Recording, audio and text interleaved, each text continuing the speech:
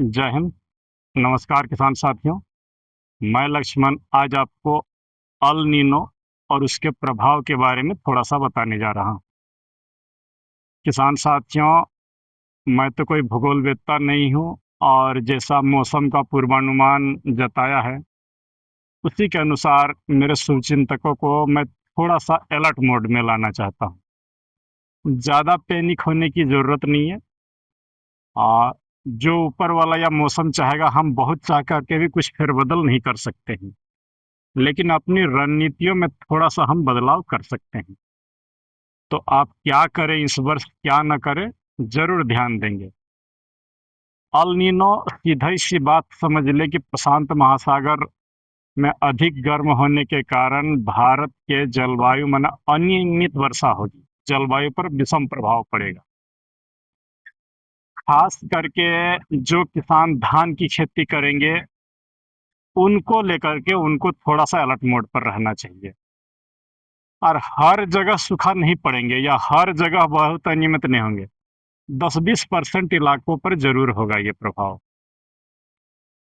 तो अगर आपके यहाँ भी एल नीनो का प्रभाव दिखने से पहले आप क्या रणनीति कर सकते हैं, तो पहली बात ये जान लें कि अनियमित वर्षा होगी, माने शुरू में मई जून में हो सकता है बारिश हो जाएगी, जून में, जून जुलाई में हो जाए बारिश, अगस्त सितंबर में वर्षा घट जाएगी। तो आप 2 काम कर सकते हैं। जो किसान साथी धान लगाएंगे, कम अवधि वाला धान को ज़रूर चॉइस करें, जो कि कम पानी में हो जाए। अधिक लंबी अवधि वाला धान भूल करके भी इस वर्ष न चूज करें, भारत में आप जहाँ से भी मुझे देख रहे हैं। तो पहली सतर्कता, धान अगर लगाना ही है तो जल्दी वाले धान लगाएं। जब मैं धान की खेती करता था 2002 में भी इसका प्रभाव था, 2015 में भी था। तो मैं क्या करता था, जो निचले क्षेत्र है जहाँ हमारे यहाँ जल जमाव होती है, बहियार खेत बोलते हैं उसको, उसमें मैं अगेती धान लगा लेता था। सीधी सी बात है, आप 110 या 105 दिन वाली वैरायटी को चूज करें, सूखे की सामना करने वाले धान को लगाएं, लंबी अवधि वाले धान भूल करके भी न लगाएं। दूसरी बात है, सूखा से सामना करने के लिए आप 2 रणनीति और कर सकते हैं। किसान साथियों, जो बायर कंपनी ने DSR बोल के एक सीधी बुआई वाली धान की बात की है, आप उसको अपना सकते हैं। उसमें जल की आवश्यकता कम होगी। गोबर की खाद वगैरह का अगर आप अच्छा प्रयोग कर रहे हैं, मिट्टी में ह्यूमस रहे, तो नमी अच्छा बरकरार रहता है। तो इन सब बातों का ध्यान देंगे कि आप जो है कम अवधि वाला धान लगाएं, बोले तो जो जल्दी हो जाए, सूखा से लड़ ले। एराइज का एक आता है 6444 ST या कोई इस नाम से, मैं कंफर्म तो नहीं बता सकता हूँ, ST रहता है उसमें लिखा हुआ। पूछ लीजिएगा दुकानदार से क्या ये सूखे वाली धान है, जल्दी हो जाने वाली धान है, आप उसको लगा सकते हैं। ललाट जो मिलती थी पुरानी धान, आप उसको चूज कर सकते हैं। बहुत सारे लोग छोड़ चुके हैं, बंगाल में अभी भी बहुतायत होता है MTU 7029, स्वर्णा होती है, कम अवधि में अच्छी उपज दे देगी, आप उसको लगा सकते हैं। अपनी खेती को अगर आप डाइवर्सिफिकेशन करेंगे तो देखिए कम से कम घाटा होने की संभावना रहेगी। बिचड़ा को बचाने का प्रयास करेंगे। आप इस समय अगर कुछ डाइवर्सिफिकेशन करना चाहते हैं तो मक्का लगा सकते हैं कम अवधि वाला में। जो लोग मक्का लगाते हैं तो कम अवधि वाला चुनेंगे, 90 दिन वाले ही चुने। 70 दिन वाली भी मक्का मिलते तो आप उसका चूज करेंगे। मूंग लगा सकते हैं, रागी मड़ुआ जिसको बोलते हैं आप उसका चूज कर सकते हैं। एक पर भरोसे में न रहें, बिल्कुल बात बोल रहा हूँ, एक खेती ना करें, जो सूखा से लड़ लें। अरहर लगाने के बजाय इस वर्ष आप जो रणनीति लगाएंगे वो मूंग लगा लीजिए।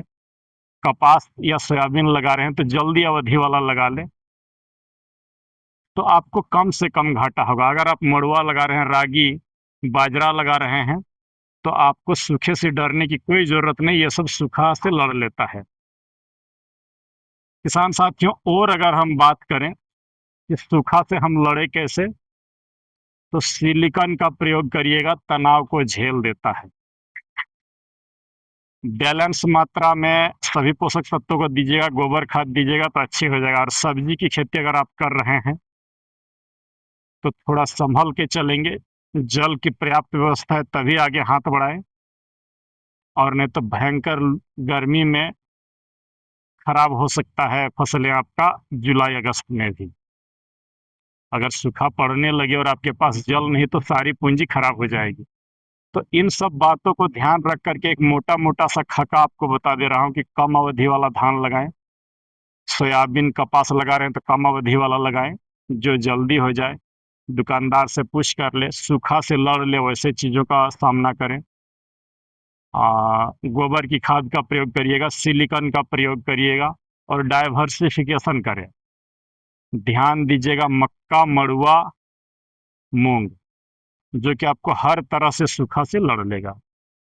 अधिक पानी वाली फसलों से थोड़ा सा बचिएगा। तो चलिए, आज आपको अल नीनो के बारे इतना ही बता रहा हूँ। सतर्क रहिए, पैनिक होने की कोई ज़रूरत नहीं है। जब प्रकृति कहर बरपाएगा तो हम इंसान बोने हैं उसके सामने, लेकिन थोड़ी सी रणनीति में अपना बदलाव कर सकते हैं। ज़्यादा पैनिक मत होइए, रणनीति सोच समझ करके बनाइए, और नहीं तो ज़्यादा पछेती वाला धान लगा दीजिएगा, सब बर्बाद हो जाएगा। तो चलिए मिलते हैं किसी दूसरे वीडियो पर। जय हिंद, नमस्कार।